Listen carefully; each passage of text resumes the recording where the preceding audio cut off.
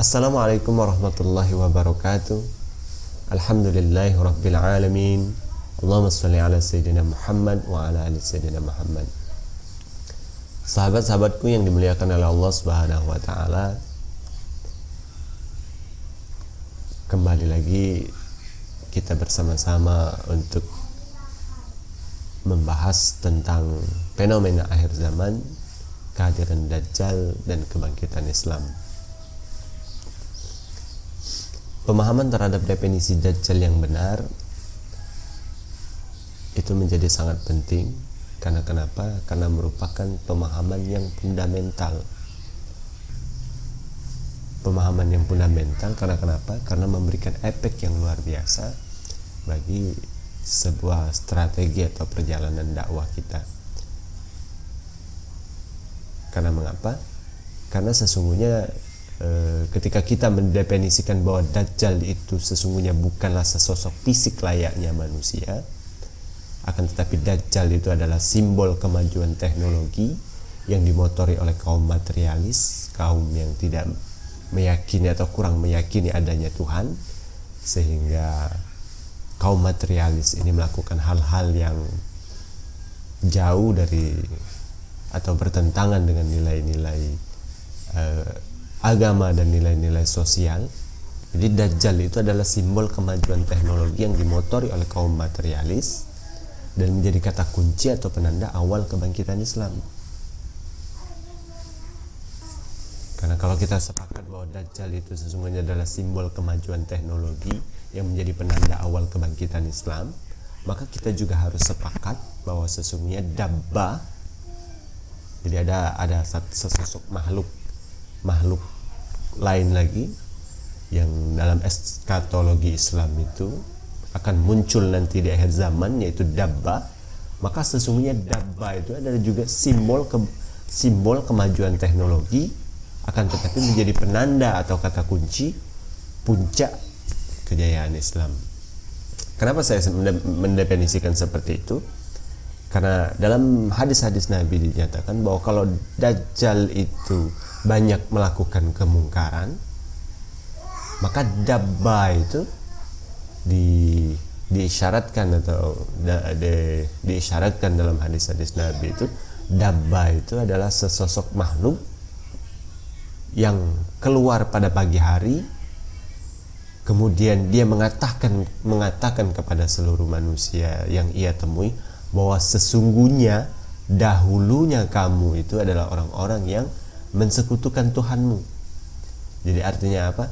Jadi artinya Dabbah pada saat itu adalah sesosok makhluk yang meyakini adanya Allah Subhanahu wa taala, mentauhidkan Allah Subhanahu wa taala, dan ikut memberikan pencerahan kepada kita manusia keberadaan dan eksistensi Allah Subhanahu wa taala. Maka pemahaman ini menjadi penting. Artinya walaupun ada hadis yang menyatakan akan ada 30 Dajjal kecil, akan tetapi sesungguhnya 30 Dajjal kecil itu juga tidak mampu berbuat banyak membuat kerusakan di muka bumi ini. Karena ternyata Dajjal besar pun, yang kita sepakati bahwa simbol kemajuan teknologi yang dikuasai oleh kaum materialis tadi, juga tidak memiliki kemampuan luar biasa yang bisa membahayakan kita, umat Islam. Karena kenapa? Karena sesungguhnya Dajjal itu juga adalah makhluk Allah Subhanahu wa taala, maka sesungguhnya kehadirannya pun di muka bumi ini karena izin Allah Subhanahu wa taala, karena ada kehendak Allah di balik semua itu, maka sesungguhnya kehadirannya itu juga dapat dipergunakan untuk kepentingan mentauhidkan Allah Subhanahu wa taala, seperti yang termaktub dalam hadis yang diriwayatkan oleh Hudzaifah yang kemarin sempat saya sampaikan. Maka cara-cara dakwah yang keras dan membabi buta tentulah bukanlah cara yang tepat. Karena sesungguhnya orang-orang kafir dan orang-orang munafik itu, mereka juga sesungguhnya adalah makhluk-makhluk ciptaan Allah yang Maha Rahman dan Maha Rahim, yang Allah bekali juga dalam diri mereka adalah sifat-sifat tersebut. Sehingga sentuhan yang mereka butuhkan adalah bukanlah sentuhan yang orang-orang yang mendeskripsikan atau menjelaskan agama ini adalah agama yang keras, agama yang membabi buta, agama yang memaksakan kehendak, agama yang otoriter dan lain-lain sebagainya.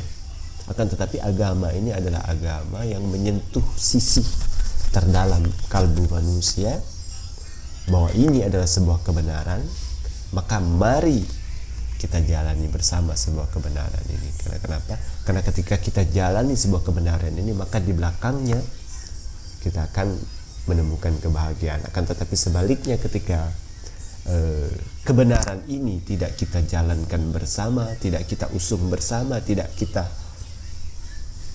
laksanakan bersama, maka di belakangnya adalah kerugian yang akan kita temui. Maka sesungguhnya saya tidak sepenuhnya sependapat dengan cara-cara yang dilakukan oleh Habib Rizik dan orang-orang yang menggunakan cara-cara yang sama seperti yang dilakukan oleh Habib Rizik. Akan tetapi juga tidak sepenuhnya menyalahkan. Karena kenapa? Karena sekarang ini kita sudah terputus dengan wahyu. Artinya kalau apa yang kita lakukan itu salah, maka sesungguhnya Allah tidak langsung menegur kita dengan menurunkan wahyu seperti yang terjadi di masa Rasulullah SAW.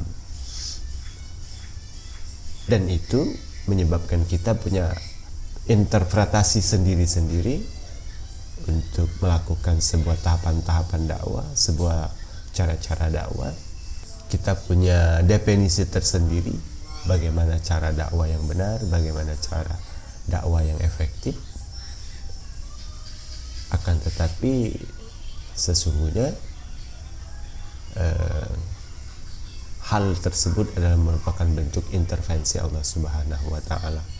Karena kenapa? Karena seperti yang saya sampaikan sebelumnya, ketika orang-orang spiritualis itu berjalannya terlalu ke kanan, maka orang-orang materialis juga akan berlari kencang menuju ke kiri. Maka pada saat dan kesempatan itulah kita akan bisa melihat secara utuh perbedaan antara risalah Islam dan risalah Taghut, risalah yang tidak sesuai dengan fitrah penciptaan manusia.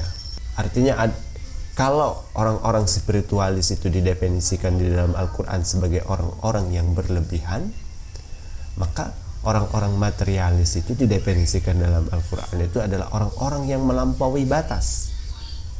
Maka sesungguhnya ketika kita umat Islam yang didefinisikan sebagai umat yang pertengahan, maka umat pertengahan ini akan sangat bisa terlihat jelas di mata umat manusia seluruh dunia, dan itu menyebabkan umat manusia bisa melihat secara sempurna kebenaran risalah Islam ini.